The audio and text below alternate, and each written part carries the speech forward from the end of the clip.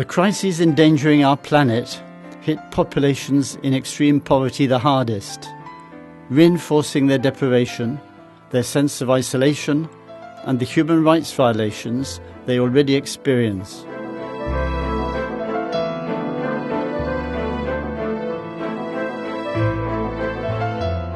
And yet, their daily struggle to survive as families and communities gives them a deep understanding of the human and environmental challenges the world faces.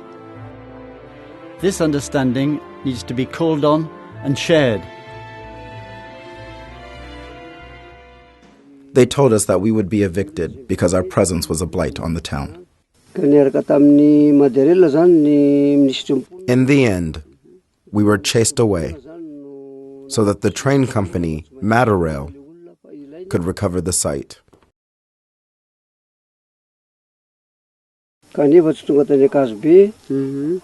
They put us in a quarry.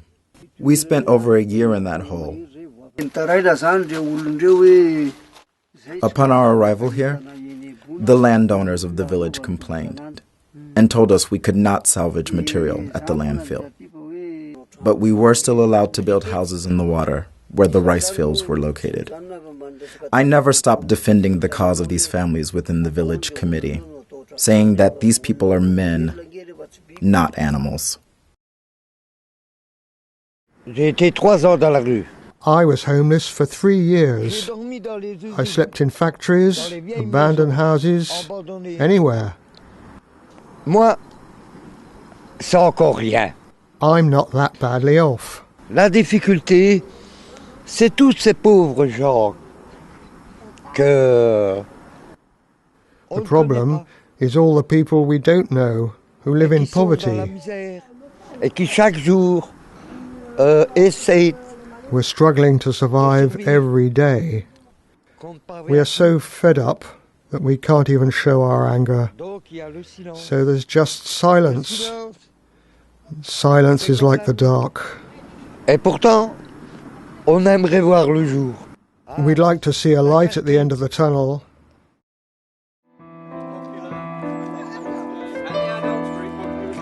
How hard it is to have a voice if you're poor. Because there are so many systems that are interacted in your life. There are so many things that you could protest about, but there's always a consequence. Who's going to believe me when I'm speaking against a teacher or against a social worker? When you can't even say what you think and feel, it damages you, it hurts you. And damaged people living together become a damaged community, becomes a damaged society. This focus on reaching out to those whose experience and contribution is not yet recognised is central to everything we will undertake during the years ahead, within the movement and with our partners, in our communities, places of worship, political parties, trades and labour unions, and elsewhere. When you're homeless, the hardest thing to bear is how people look at you. One evening when it was just pouring, I saw some trailers that the Rome people live in, and they offered to take me in. I stayed for a year and a half with them.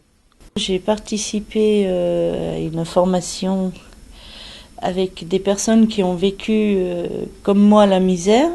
I attended a training session with people like myself who had experienced extreme poverty and social workers. That helped me to raise my head and to fight next to those who live in extreme poverty, helping them to raise their head and recover their dignity. Today, I know people who are having a hard time in the neighborhood where I don't live. I always go and see them or phone them to keep their spirits up. Moi, ça fait une vingtaine d'années que j'habite ici. I've lived here for 20 years now, and I have no relations with anybody.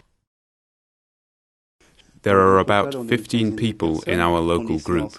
Some people never come to the meetings because their lives are too tough. What's important for me is that when they don't come to the meetings, I bring them the minutes, talk with them, and make them understand that they are part of the group, and ask if they have any news to share. Quand me trouve mes camarades, mes jeunes qui vivent dans un milieu de pauvreté, when I see young people living in poverty with people making fun of them, I first look without saying anything. I put myself in their shoes and I also feel hurt. I go towards the person and I say, you should never give up. You have to continue fighting. Poverty isn't something to be ashamed of. And you must always hold your head high and always be proud of yourself. And I always tell him or her that I take care of my family, and especially the children. They're the ones that give me strength. If you feel alone, don't remain silent.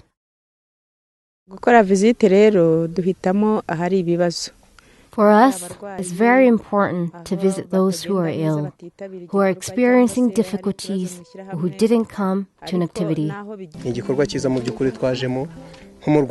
know, with the genocide we had, there are loads of people without housing.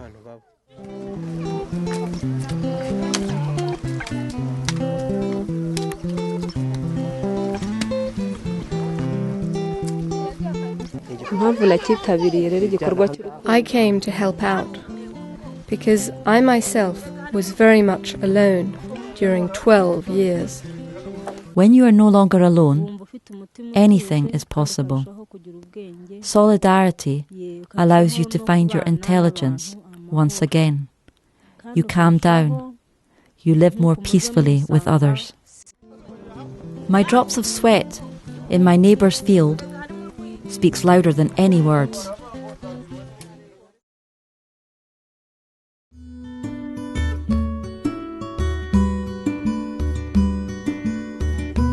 Le savoir traditionnel nous éduque à vivre dans le With traditional knowledge, we learn to live in solidarity. But in school, they promote individualism instead. It's important our values of solidarity be supported in school. In all countries, access to education is a major ambition. Yet, millions of children, young people and adults are deprived of schooling and further training. As a result, they can neither share their experiences nor contribute to projects that affect them. This represents a serious form of discrimination. It's an unacceptable waste. Our first priority, then, is to support the primary role of families in educating their children. In doing so, we wish to merge the knowledge and efforts of people from different backgrounds and experiences.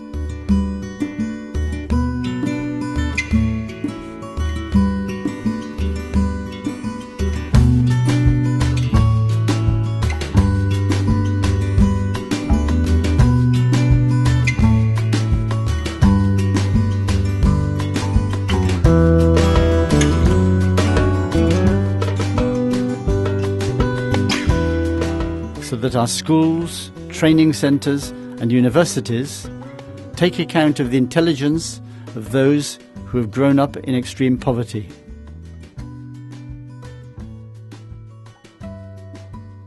There were two of us, Bruno and me, who went to see parents in our neighborhood to encourage them to come to meet and meet other parents. Maybe a year or two went by before they came to a meeting.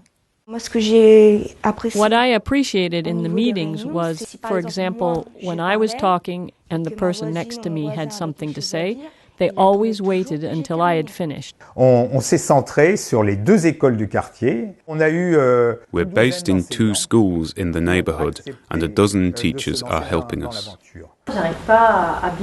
Why is it so hard to communicate with parents? I try talking to them at the school gate and realize that works the best. We have to foster their curiosity, help them to learn and discover things. If the child likes going to school, that's the base for successful learning. Sometimes children don't understand things. They are blocked, so we ask them what's wrong. My head is full of too many things, you know. At home there are a lot of problems, and we have to deal with things like that. When you include parents, it's not just to tell them things about school, but to work from the idea that they can bring something both to school and to the class. We thought this will require several years, so we created this project over 4 school years. In Montreal, the Fourth World People's University brought together about 50 participants from all the working groups to share what they did. These people from different backgrounds and walks of life come to meet us, to listen to us, and we get to listen to them too. We share knowledge, know-how between people from all walks of life. This really affects me in my line of work. I work in public health management. One of our priorities is to fight against inequality in social health care. I'm able to defend my point of view, not only through quoting people in different articles, but also through sharing real-life stories that demonstrate that we need to think things through in a different way. I remember once in a meeting with a small group where I said, I've got a son who's 15 and it can be really hard for me to help him at times. The person next to me said, hey, just imagine, you've got lots of diplomas and you find it hard to help your son. Just think what we're going through. It's a true university. All of us are both professors and students at the same time. We go from feeling the shame of poverty to the pride of being part of the collective struggle for everyone's dignity. We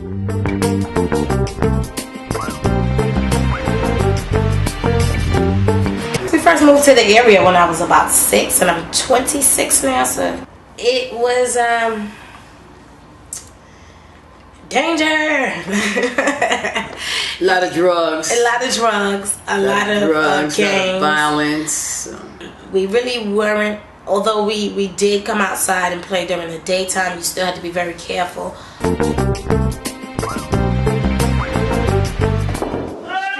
Street library. Hey, how you doing? Street library kids, come on. The children had responsibility early, but not a responsibility that, oh, this weight is so heavy. I think that's the thing right there. It shows them that it's something other than just the hood. It's more out there than just here. It's that it was always positive. In the midst of all the negativity, sometimes we as children wonder, like, how you look at the block, you see the gangs down there, you see them over there, and then here you guys come, and it's like, okay, well, we know we can come right here, because Grandma said we can come out here, Mom said we can come out here. Ready?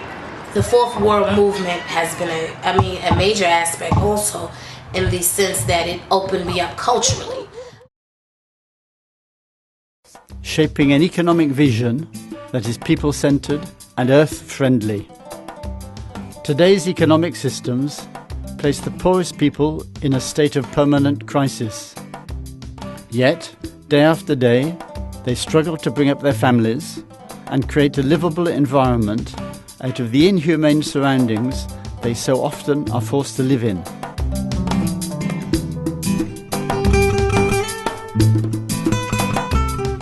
They create their own informal employment and build their own network of solidarity.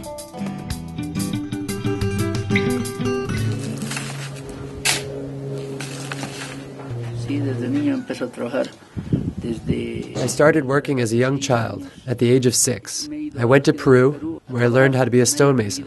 I stayed in Peru for a year and a half, and sometimes had to sleep in the street.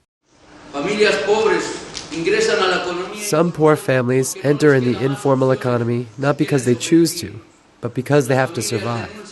The families abandon hope of finding a regular full-time job with social protection, reaching the point where they accept the violation of their rights.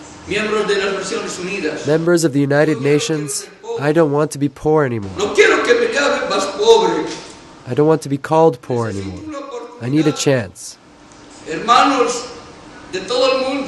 Brothers of the world, let us continue to work to fight with strength, so that our children will not have to endure the miserable life that we have endured for so long. Our second priority is to help develop an economy that is inclusive and people-centred, and that reinforces cooperation and the strengthening of links between people in their communities.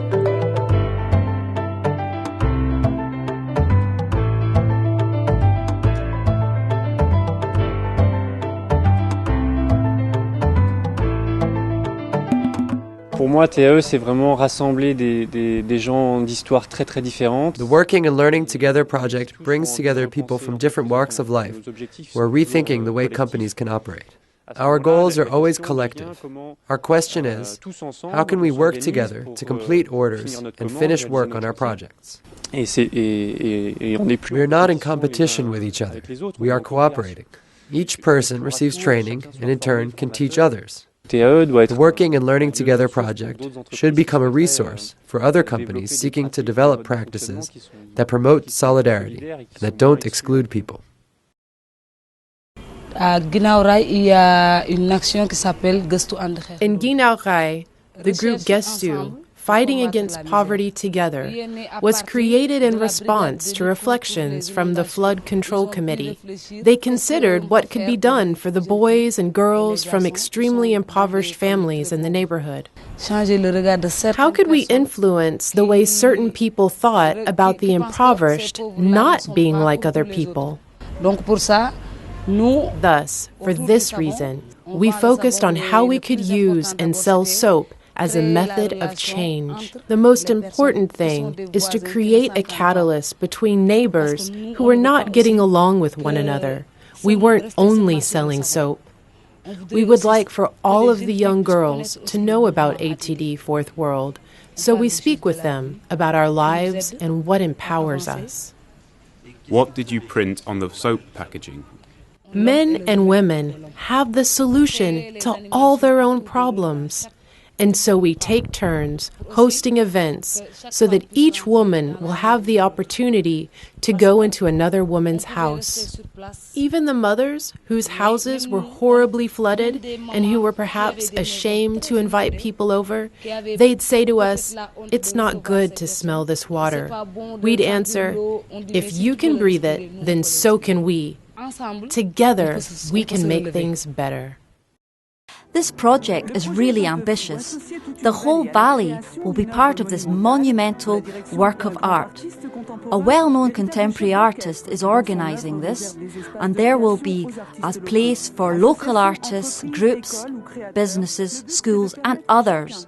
Permettre à toute une population, 42 000 habitants, allowing a population of 42,000 to get together and make something together, and making sure that those of us whose lives are tough are included and really part of this. We don't think that'll be easy. It's a challenge. Everyone from the region is taking part in this monumental creation. There's loads of energy needed to put together this gigantic puzzle of 42,000 pieces. This is art to overcome exclusion. And what we really hope is that this message will be transmitted far from our little valley and will become an invitation to create a world with more solidarity, more spirituality, more open-mindedness, and fraternity. You know, all those things we all dream of. Aparte de que nosotros somos bajeros, estamos haciéndole un bien al planeta. Sacamos toneladas de cosas. As well as being rubbish pickers, we are making a better planet because we take tons of rubbish out of the dump. Things that most people think are worthless. But for us, they are a source of income. And we're also doing something for our families, for our children, and for those coming after us. We're leaving a better planet. Organising for human rights and peace. But you've got to solve the problem of extreme poverty, because as long as there's extreme poverty, you will never have peace. We wish to mobilise public awareness and civic engagement in society in ways that refute prejudice against people in poverty and that defend their human rights. We wish to better integrate communication into the movement's programmes. We want all members of the movement to develop their use of modern methods of communication especially those who presently do not have access to them. By using the strength of social media, our ambition is also to expand our network of friends and broaden our grassroots funding base. They need to understand that we also have ideas, that we know how to get things going. We want to be involved in projects, before they get started, during and after too. Since 2006, our ATD group was at the beginning of the poverty eradication movement because we had enough of getting together with other associations only for October 17th. We told ourselves, poverty is every day, and it's all year round that we want to fight together. Il y a maintenant une quinzaine d'associations très diverses. On a mené des actions aussi bien. Now there's about 15 very different associations. We demonstrated for housing, to let poor people speak up. And now we're demonstrating for water. We wrote to elected officials. All of the associations signed a letter demanding a fair price for water that everyone could afford. We have to be bold enough to give people the opportunity to express themselves, even when it's challenging for them to speak up. If we spend time together, we can encourage each other to share by asking, "What would you say?" The words will flow easier in time where they had stammered over them before, because they are seen as someone who has something to say. 6 people live in this 18 square meters, a room that serves as a dining room, a playroom, and also as a bedroom for them. And every night is the same ritual. Personally, I think that the journalists didn't get the children to speak enough. When I present myself to others as a member of ATD Fourth World, I clearly say, my name is Mary France Zimmer, and I'm here on behalf of ATD Fourth World. But then, when they ask me about my personal life, I wish I hadn't told them my family name. Les journalistes, ils sont beaucoup plus intéressés. Journalists are much more interested in our struggle against poverty than you might think. In Manila, Philippines, Facebook has been a very effective tool in communicating to friends and strangers. An example is when we have the Festival of Learning every summer, we post pictures of our activities in the different communities. When Facebook friends see the photos, they ask, what are these photos all about? What are you doing in the streets? It's also a wonderful way for them to know all the activities and for them to volunteer. We can even ask donations from them.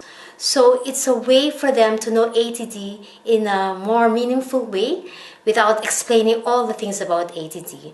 And afterwards, they are more committed to learn more about ATD. These are the movement's common ambitions for 2013 to 2017. They have been chosen with enthusiasm and confidence by ATD Fourth World's members. They represent more than a strategic plan or vision statement. They bring us together around the shared belief that wherever we are, we can work together to build a better world, a world capable of protecting everyone's human rights and human dignity.